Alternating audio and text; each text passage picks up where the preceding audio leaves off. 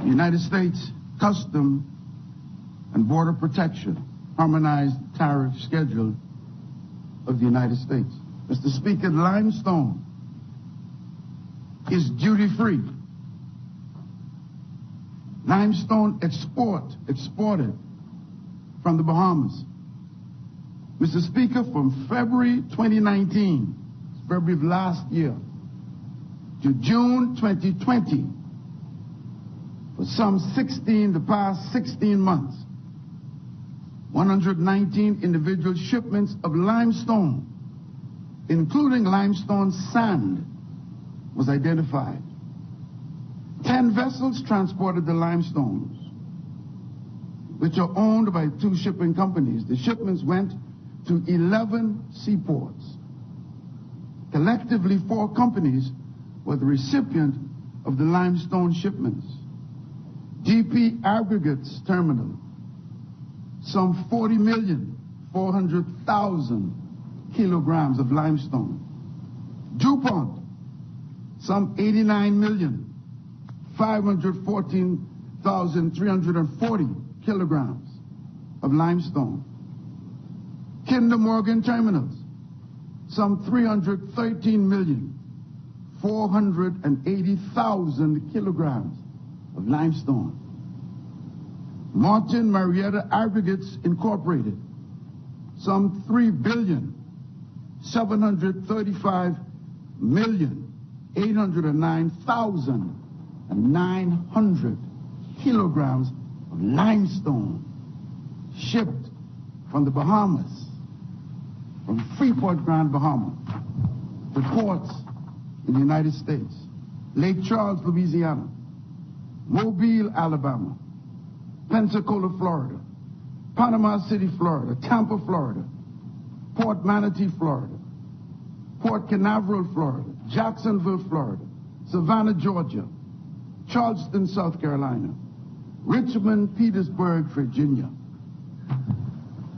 Mr. Speaker, some 4,179,204,000 and the 240 kilograms of limestone shipped from Grand Bahama at $1.30, approximately $1.31 per kilogram.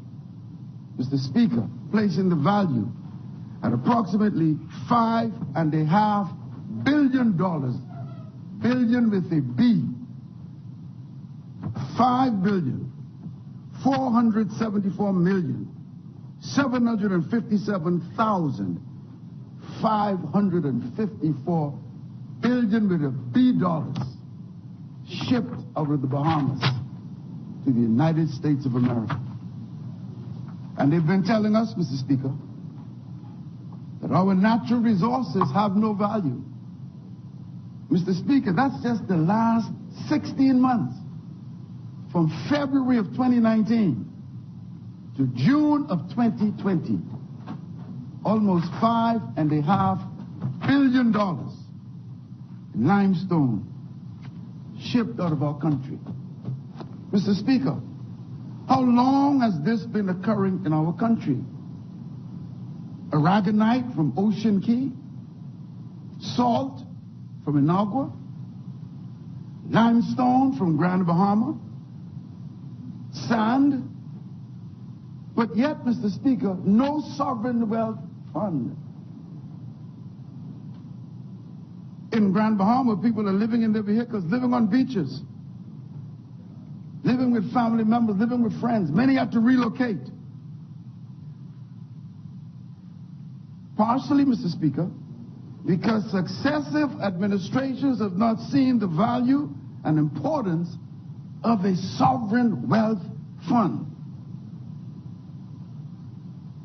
Can you imagine, Mr. Speaker, how beneficial that would be today in light of this current pandemic and what it's doing to our economy? Mr. Speaker, they are preparing to drill for oil. It was postponed from March to May, and now postponed from May to October or November later this year. 14% royalties for the Bahamas. 14% royalties.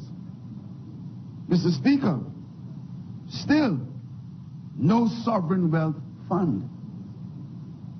The economic disparity is just simply too great. The gap between the rich and the poor, the haves and the have-nots, is just simply too great, Mr. Speaker.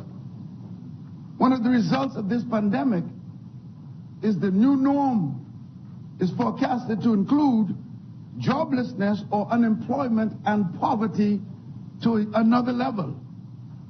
Mr. Speaker, the preamble of our Constitution says, whereas the people of the family of islands, recognizing that the preservation of their freedom will be guaranteed by a national commitment to self-discipline, industry, loyalty, unity, and an abiding respect for Christian values and rule of law.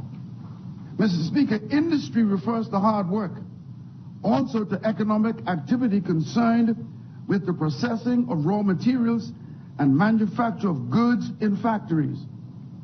How come, Mr. Speaker, all the time they were mining aragonite on Ocean Key? Could have been an industry for us. Limestone. Could have been, can still be an industry for us. Salt. Could have been, can be an industry for us. Our fresh water. Could have been and can be an industry for us. Our pine forests can still be an industry, viable industries for us, Mr. Speaker, from our natural resources. And so, Mr. Speaker, I appeal to Bahamians to open their eyes and see what is happening right before us in broad daylight. We have no natural resources, value nothing. But yet, Mr. Speaker, in the last 16 months, we exported limestone from Freeport, Grand Bahama, to the value of approximately $5.5 billion. How much of that went to our treasury, Mr. Speaker? How much, Mr. Speaker? How has it affected in a positive way the people of Grand Bahama? How has it affected in a positive way Bahamians? And so, Mr. Speaker, this interest that's looming for Morgan's Bluff, for North Andros. Thank you so much. Thank you so much. Thank you so much. Thank you so much. But I want, Mr. Speaker, as I said, Morgan's Bluff is in their view. They are aggressively pursuing Morgan's Bluff. And a part of it, Mr. Speaker, as they stated in it, was for aggregates. But, Mr. Speaker, also, Morgan's Bluff in the north, Mayaguana in the south, aggressively pursuing that also. Mr. Speaker, our people, we obviously are not aware of the value of our resources, our natural resources.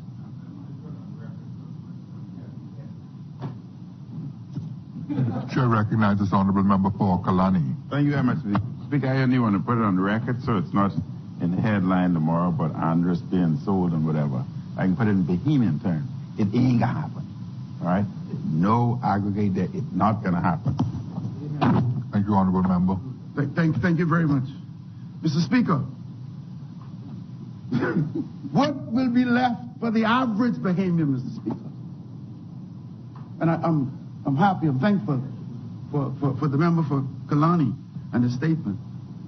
But I must continue in the same vein as what's at the rate, what will be left for the average common Bahamian?